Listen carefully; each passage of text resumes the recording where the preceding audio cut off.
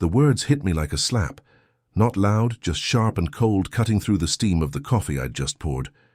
"You're just a country bumpkin, David. You'll never understand." Sarah said it with a sigh, not even looking up from her phone. She was scrolling through pictures of some new loft apartment in Chicago, a world away from our small-town Indiana life. A world away from me, it seemed. I put my mug down, the clink of ceramic against wood, a stark punctuation in the quiet kitchen. For 10 years I'd been a good husband. I'd worked my hands to the bone on my small farm, saved every penny, and tried to give her the life she wanted. But it was never enough. Her father, Mr. Miller, was a successful land developer, and she'd always been his princess, raised on trips to Europe and expensive boarding schools. He saw me as a temporary fling, a boy she'd eventually tire of. She was starting to agree with him. "What do you mean, I'll never understand?" I asked, my voice low. The bitterness was a lump in my throat. She finally looked up, her expression a mix of pity and exasperation. "This life, David, this farm life, it's not enough for me anymore. My friends are doing things, going places. You're just happy to get your hands dirty in some field. It's not ambition, it's complacency." Her words stung, but what came next was a direct hit to the heart. "My father is auctioning off his old cornfield next week, the one next to yours. I told him not to bother. He said it's a waste of time to even talk to you about it. He said you couldn't afford it anyway." She smirked, a cruel twist of her lips. "He's right, isn't he? A country bumpkin like you? You couldn't compete with the big guys. You'd just be another name on a long list of people who tried and failed." I didn't say anything. I just stood there, the silence growing heavier than the Indiana humidity. The hurt turned into something else, a hard, cold knot of determination forming deep inside me. She was right about one thing. I was a country bumpkin, but she was about to learn that sometimes a bumpkin knows a thing or two about planting a seed and watching it grow. She had no idea what she had just started. I wasn't just going to buy that cornfield. I was going to show her and her father exactly what a bumpkin was capable of. If you're enjoying this story, don't forget to like this video and subscribe to the channel for more. The next morning, I found myself in the dusty silence of my barn. The air smelled of hay and old wood, a scent that was both a comfort and a constant reminder of my life's simple realities. I ran my hand over the worn fender of my tractor, the metal cool beneath my fingers. What Sarah said was true in a way. My farm was small and my savings were modest. Mr. Miller's cornfield was a massive 50-acre plot. To buy it would be a huge gamble, a financial risk that could either make me or break me completely. I called my best friend, Jake. We'd been friends since we were kids, and he knew my farm like the back of his hand. "Sarah's dad is selling the Miller field," I said, my voice low. "The one next to mine. She thinks I'm a joke and that I can't afford it." There was a moment of silence on the other end of the line. Then Jake said, "You're not seriously thinking about it, are you, David? That's a huge piece of land, and with Miller's connections, the price is going to go through the roof. It's a land war, man, and you're going up against developers with deep pockets." I took a deep breath.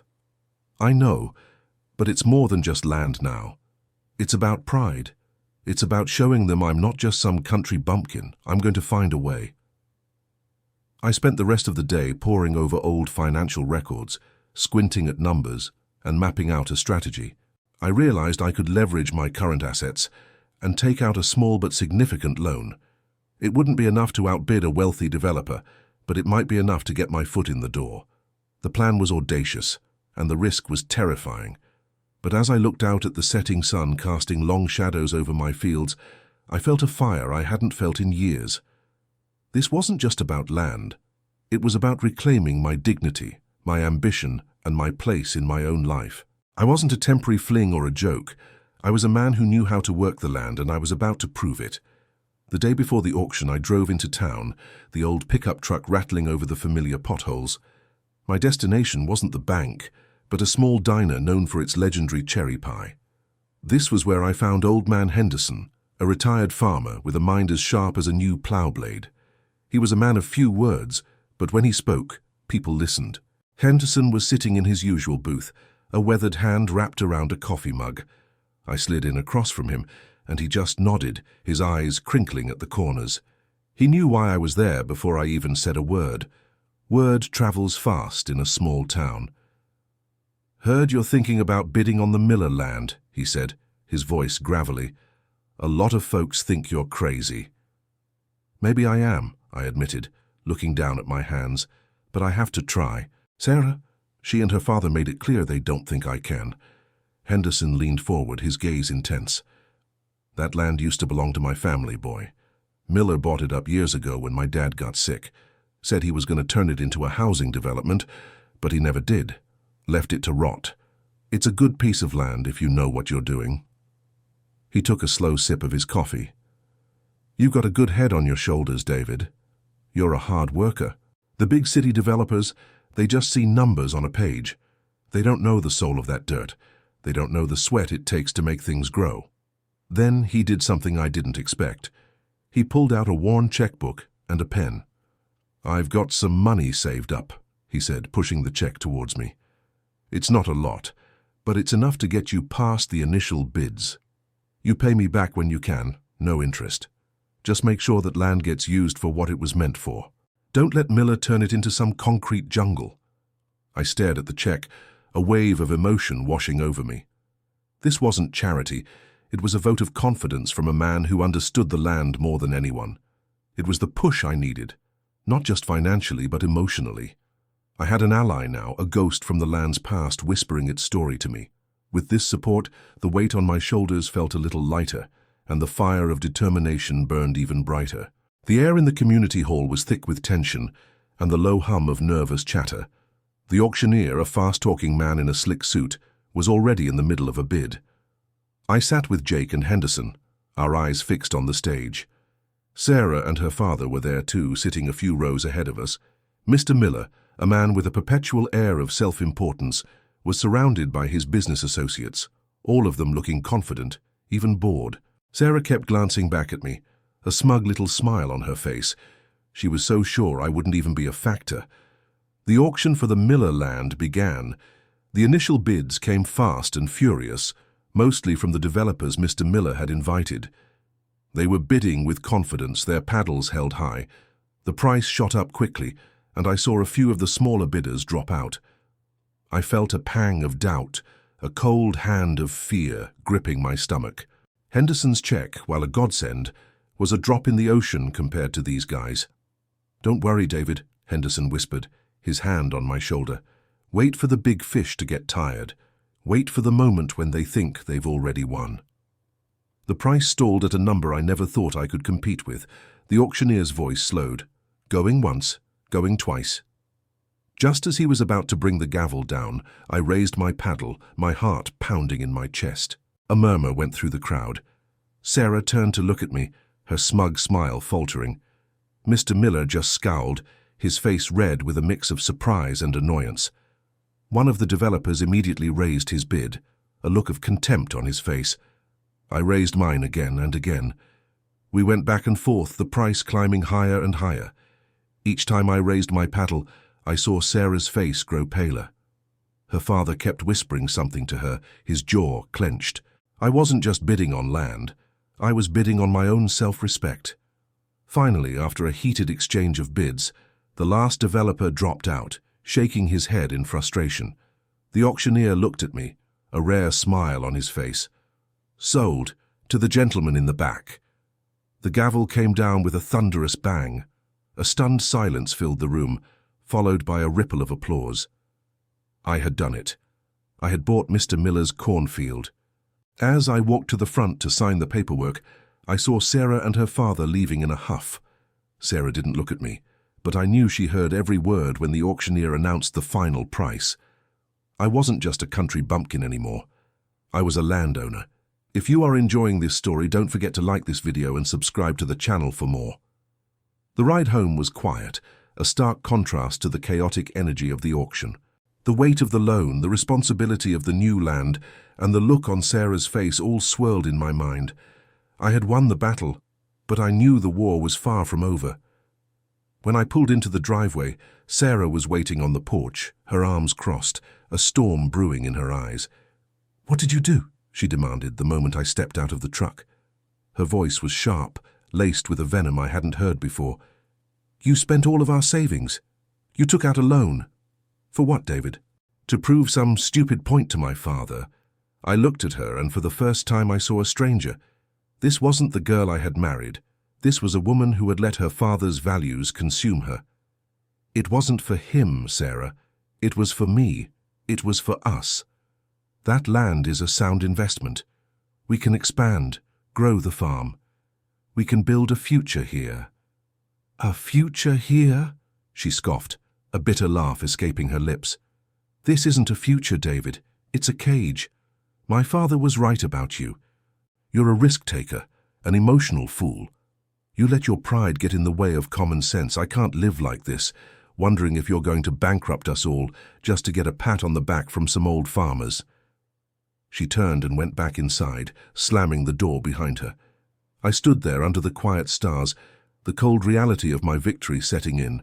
I had won the land, but I was losing my wife. I had taken a stand for myself, but it had come at a heavy cost. The emotional weight of our argument was heavier than any bag of feed I'd ever lifted. I knew then that this wasn't just about land or pride anymore. It was about two people growing so far apart that they couldn't see the same horizon. The silence in the house, a silence that once meant peace, now felt like a chasm. The cornfield was a victory, but it was also the beginning of the end of my marriage. The next morning, I woke up before dawn, the air crisp and cold. The house was silent. Sarah was gone, her side of the bed untouched. A note on the kitchen counter, short and to the point, confirmed she'd gone to stay with her parents. It was a separation, a word that felt like a physical blow. But I couldn't let it break me. I had a cornfield to tend to, a new future to build, and something to prove not to Sarah or her father, but to myself. I drove the tractor out to the new field, the engine's rumble a comforting sound in the pre-dawn quiet. The Miller field, as it was still known, was overgrown with weeds, the soil neglected and hard. It was a mess, but as I stood there watching the sun peek over the horizon, I saw not a mess, but potential. I felt the earth under my boots, a tangible connection to the past and the future. For weeks I worked tirelessly. I spent my days breaking the soil, pulling out stubborn weeds, and preparing the land for planting. My hands were blistered, my back ached, and I was exhausted. But for the first time in a long time, I felt alive. Jake would come by to help, bringing coffee and moral support. Henderson, too, would drive his old truck by, watching me work with a quiet approval. He'd offer advice, a tip on how to handle the clay soil, a suggestion on what kind of fertilizer to use.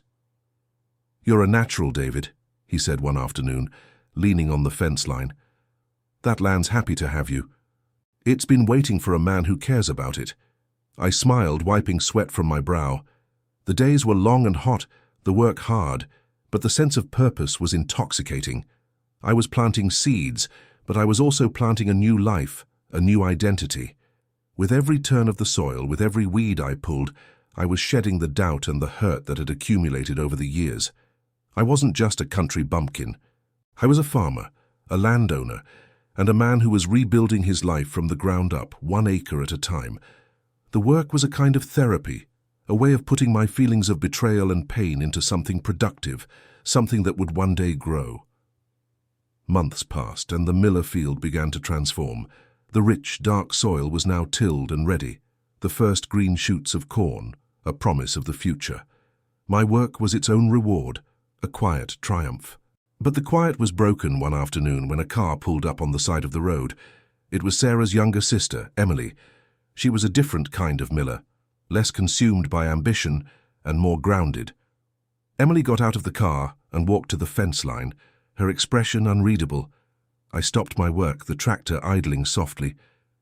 "David," she said, her voice soft. "I wanted to see it for myself. Sarah's been telling me things." I leaned against the tractor tire, a lump forming in my throat. I hadn't heard from Sarah in weeks. "What things?" "That you've bankrupted yourself, that you're crazy, that the land is a lost cause," Emily replied, her eyes scanning the perfectly tilled rows. She paused for a moment, then looked at me, a genuine look of surprise on her face. But this doesn't look like a lost cause. This looks like a lot of hard work. This looks like a good harvest in the making." I shrugged, a weary smile on my face. "It's just farming, Emily." "No, it's not just farming," she said, shaking her head. "My dad wanted to build another one of his developments here, all concrete and asphalt. He never saw the land. He just saw dollar signs. You see the potential. You see what it can be. You're not the crazy one, David." Her words were a validation I didn't know I needed. It was an outsider's perspective, a voice from the other side of the family fence, confirming that I wasn't just chasing a fantasy. She was seeing the real value of what I was doing. As she was about to leave, she turned back to me. "Sarah's not doing so well. She's caught between her dad and this. She's lost. But I think, deep down, she knows she was wrong. She just can't admit it." I watched her drive away, the dust settling behind her car. Her words gave me a new perspective. Maybe this wasn't just about my pride, or about proving them wrong. Maybe this was about showing them what they had lost sight of. The value of hard work, the beauty of the land, the quiet satisfaction of building something real. My victory wasn't just for me, it was a lesson, a painful one for them.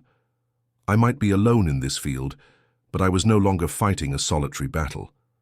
I was part of something bigger than myself. If you are enjoying this story, don't forget to like this video and subscribe to the channel for more. The weather turned in late summer. Dark, ominous clouds rolled in from the west, bringing with them a humidity that choked the air. The corn, now tall and vibrant, swayed restlessly in the wind. I knew a storm was coming, but I didn't anticipate the metaphorical one that hit me that evening. My phone rang, an unfamiliar number. It was Mr. Miller. His voice, usually so confident and booming, was strained. "David," he said without preamble, "I need you to consider a deal. I'm willing to buy the land back from you. Double what you paid for it. No questions asked." I was stunned. The offer was a significant sum, enough to pay off my loan and have a substantial profit. It was a chance to walk away from the financial risk, to get back to a life of quiet stability. A part of me, the part that was exhausted and lonely, wanted to say yes. It would be a way to move on, to heal the rift with Sarah, to show them I could be smart with money. But then I looked out the window at the cornfield, at the rows of green stalks standing tall and proud, a testament to my hard work. I remembered Sarah's words, "You're just a country bumpkin." I remembered Henderson's check and his faith in me. I remembered Emily's quiet admiration. I wasn't just a businessman looking for a profit, I was a farmer. This land wasn't an asset to be sold, it was a legacy to be built.